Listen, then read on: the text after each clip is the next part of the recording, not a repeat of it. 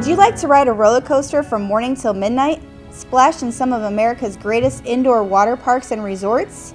Enjoy fishing in the most fertile walleye and perch waters on Great Lakes? Or cruise on a ferry boat to a scenic, relaxing Lake Erie island named Kelly's or Put in Bay?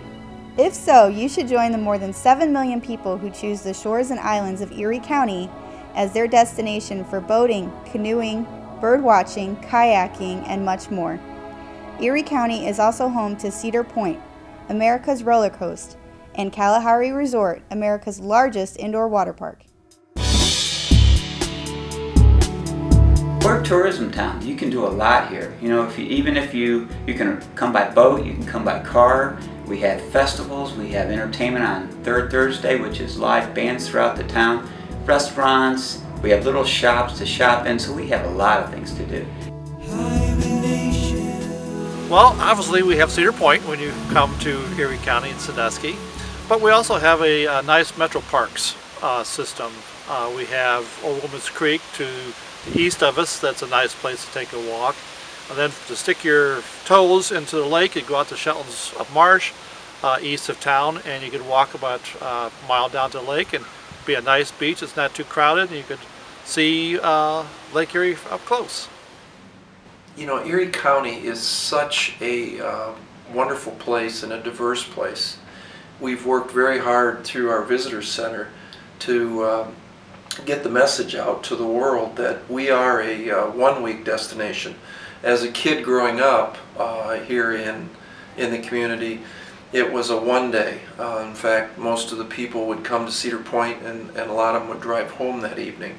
As Cedar Point has continued to expand, and now with the addition of water parks and the development of the various islands that we have around here, we're really trying to promote the area as a one-week, as we call ourselves, the Disney World of Ohio. Erie County is a great coastal community to live and play in, with over 56 miles of shoreline on Lake Erie. Lake Erie and clean waters are the driving forces behind our great communities. And because we are a coastal community, we are greatly affected by the health of our water. We depend on clean water for our drinking water sources, food sources, local jobs, boating, and recreation. Vermilion values a lot of things. I think Vermilion values its history. Like I mentioned before, it's a fishing village. It values its schools. It values volunteerism. We have a gigantic group of people that volunteer and keep our community nice and safe. Lake Erie is quite amazing because it is the shallowest of the Great Lakes, but also the most productive. We are called the walleye capital of the world for a reason. We depend on clean water in Lake Erie not only for its great fishing, but for local jobs and economic value from the tourism here in Erie County. I don't see how a visitor can't have fun in Erie County. I mean, there's so much to do. Cedar Point, Kalahari, Great Wolf, water, the islands, beaches. I don't know how you can't have fun. I think the county and community values, we have good integrity here. It's still a small community. A lot of people know each other, and I think they want to have a good, safe environment and keep it available for others to enjoy. A lot of our land butts up to the lake, and we have a lot of recreation and a lot of opportunities there, and I think a lot of people want to make that available and have it be open to the public to use. We want to make sure that we can sustain the tourism industry, economy, and clean water that will affect our way of life here in Erie County. One of the biggest challenges we face in our efforts to protect Erie County and our clean water is pollution. Pollution can come from a variety of sources, including stormwater runoff. Kurt Hyman. I'm a farmer and I've been a supervisor for the Erie Soil and Water since '89. I think the two biggest ones are sedimentation and dissolved nutrients in the water. That's the two that I'm most concerned about. Since agriculture is 80–90% of topography, a lot of it comes from agriculture just by default. There's still a lot of things we can do to help that, but I don't think we're there yet. I think some of the threats, I would say the biggest threat is probably apathy toward our water. You know, again, it's a valuable resource that we should be protecting, and I think also we have some issues with some aging infrastructures and just ways of keeping up with the growing populations. Some of the threats that we're experiencing right now in our local waterways is non-point source pollution based. We have excessive nutrients that come in from stormwater runoff and also excessive sediment. And our loss of habitat has really threatened our water from being able to cleanse itself. Actually, the water quality has improved somewhat, but there's a lot of work that needs done. Right now, just from my perspective as a business owner on the waterfront, I'm seeing plastic as one of the big threats. You know, we see empty water bottles and a lot of styrofoam cups and things of that nature where people are discarding things and not paying attention to how they're thrown out. Cigarette butts. You know, it's a small thing, people don't think about it, but when you throw a cigarette butt out on the side of the road and a big rain comes in a waterfront community, that thing can be washed right into the water.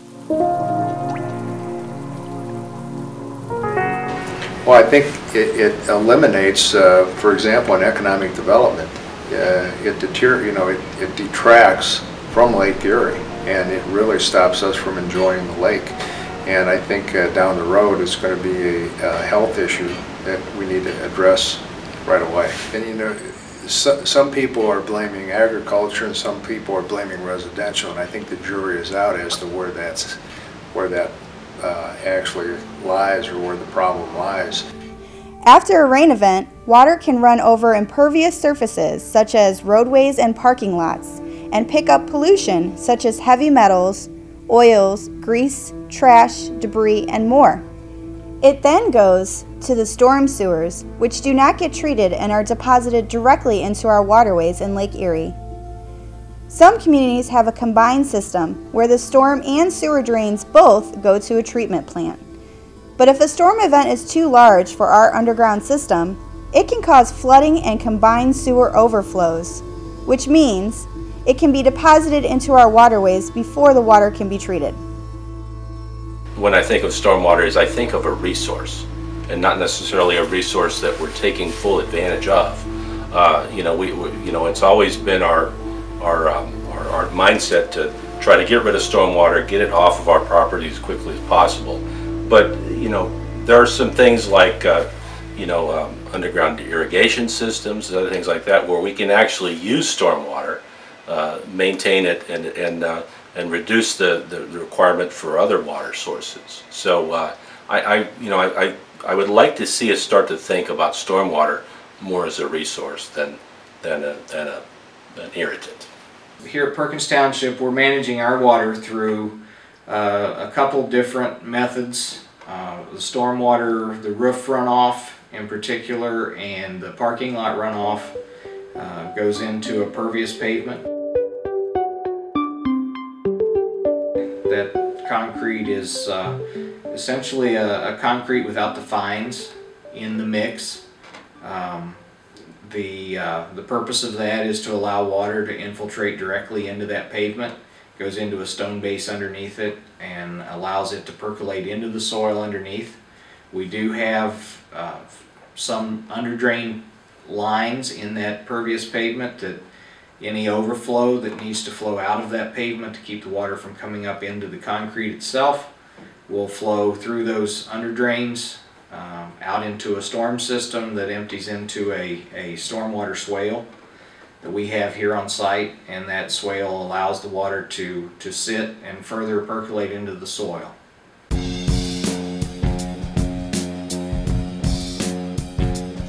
Erie County is doing its part to protect our water resources, and so can you.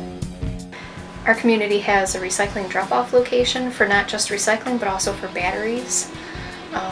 We provide residents with 2 times a year. They provide a free trash day, which helps promote, them not illegally dumping on locations. They also limit the amount of salt they use in our roads to protect our water. And we have like a zoning inspector, and he comes out to our sites, monitors construction sites, makes sure the homeowner's doing what they're supposed to be doing. We also have Ritter Library. They have a green construction of their building. They have pervious pavement. They have a green roof.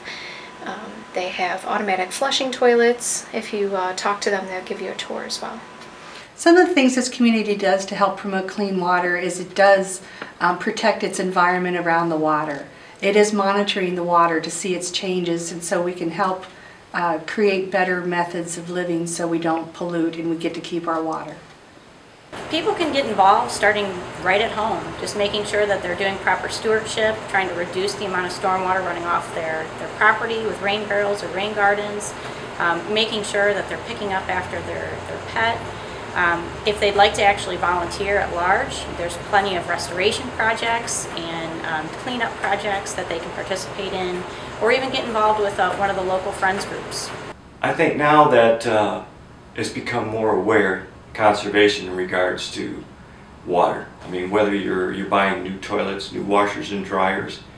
I just bought a new washer and dryer at home, and my water bill went in half, and I was amazed. My wife says, "Hey, our water bill went from $130 to $75." And I'm saying, wow. So even though it's a way of life through the industry is trying water conservation, there are other things that they can do, because even if you go along and you get involved with some of the team efforts, cleaning up along Pike Creek, Friends of Pike Creek or areas like that, just picking up things along the waterway, even when you're out just hiking or whatever, that's how you can get involved. It doesn't take much to get involved. I love to go, even to this day, just go to the waterfront and look at the water, smell the water, smell the air coming in, the fishy smell in the morning, the look of the water when it's like glass, the look of the water when a storm's blowing in. All those things are just tremendous. My favorite experience with the water is Sandusky Bay. Every Wednesday night I race my sailboat out on this bay. So I'm here from May to the end of September every Wednesday, so I'm on the water every week. So I'm very cognizant of what the water looks like. When I was a child, one of the things that was extremely important to our family was being able to go to Cedar Point, have a picnic, and swim out in Lake Erie. And I'm hoping that we can continue to do that if we can continue to keep Lake Erie as clean as it should be. My name is Crystal Diamonds. I am the Stormwater Program Coordinator for Erie County, Ohio. When looking at stormwater, I hope that people realize that we all need water. It's everyone's responsibility to make sure that we protect and conserve our natural resources, including water. In Erie County, we have a Clean Water Coalition, and it's made up of elected officials, county agencies, and public citizens. Our goal is to look at solutions for clean water.